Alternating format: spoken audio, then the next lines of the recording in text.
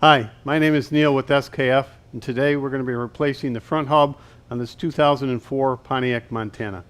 This particular vehicle has a growl noise while traveling down the road. The noise gets louder as you increase in speed. That's typically the signs that a bearing is starting to fail. This particular unit also has a little bit of play starting to develop in the front as well, and you can notice it. You can usually check it, and you can see a little bit of tire movement, but the proper way, of course, would be to take the wheel off and check the end play by setting up a dial indicator. Maximal allowable allowance on this particular vehicle is 3 to 5 thousandths. Okay, we removed the tire from the vehicle. Now we're going to be removing the axle nut, and we're going to take off this caliper bracket to gain access to the bolts in the back for the hub unit. Just simply remove this axle nut itself. This is a 34 millimeter.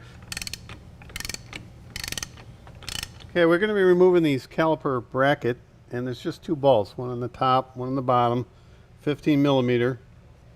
And then we're going to hang this bracket up and make sure you don't hang it by the brake hose. That could damage it.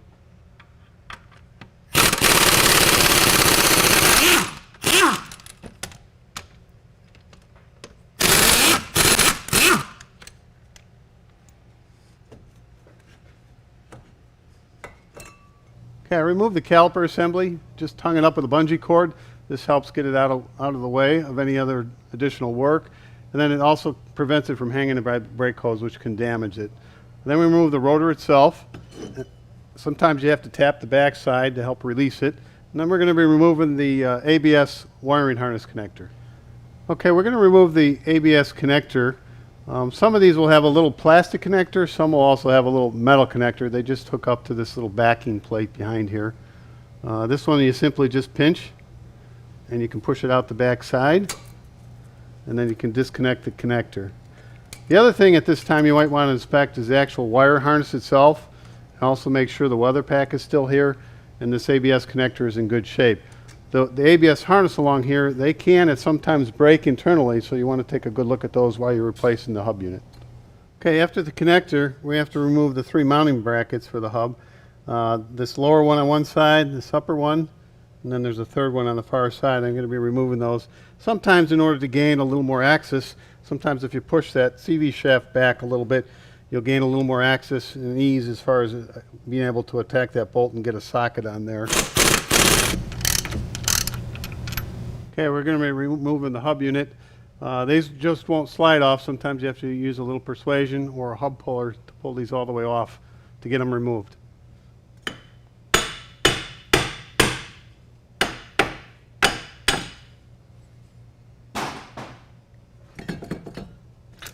...2004 Pontiac Montana takes SKF part number BR930548K.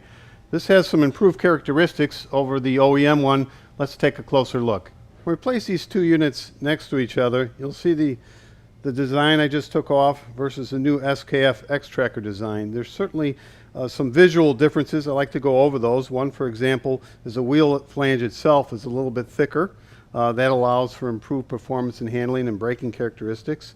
The body itself is a little more robust, and it also has an improvement on the back side. It looks like a folded over chrome metal ring. What that does is creates a process called orbital forming that locks the two halves of the hub unit together and provides a preload inside the bearing itself.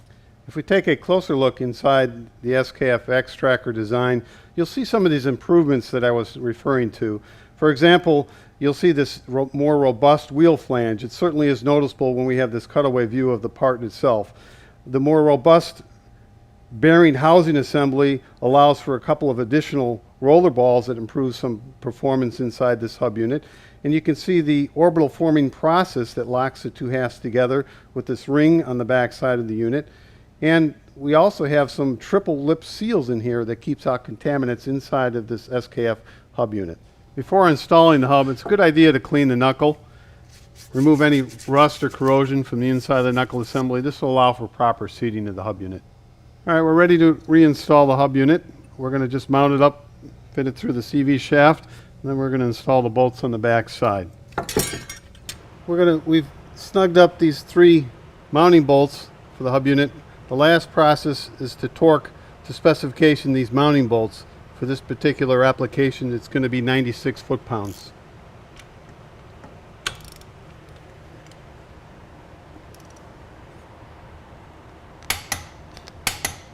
After torquing the mounting bolts, we're going to plug the ABS connector into place. Make sure your harness side connector still has the weather pack on it.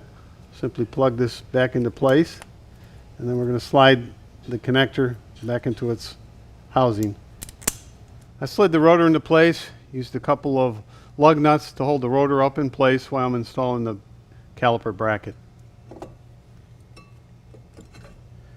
After installing the caliper bracket, we replace these two mounting bolts, and we're going to torque those to specification. For this particular vehicle, it's 137 foot-pounds.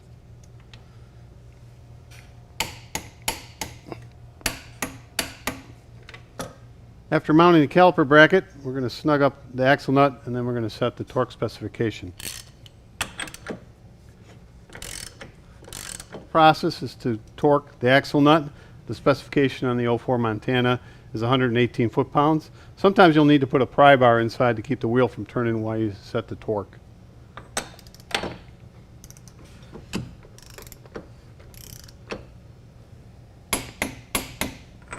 Always remember, when installing parts on your vehicle, don't compromise safety. Install confidence with SKF bearings and seals. For complete product information, visit us at skfpartsinfo.com and follow us on Twitter at skfpartsinfo.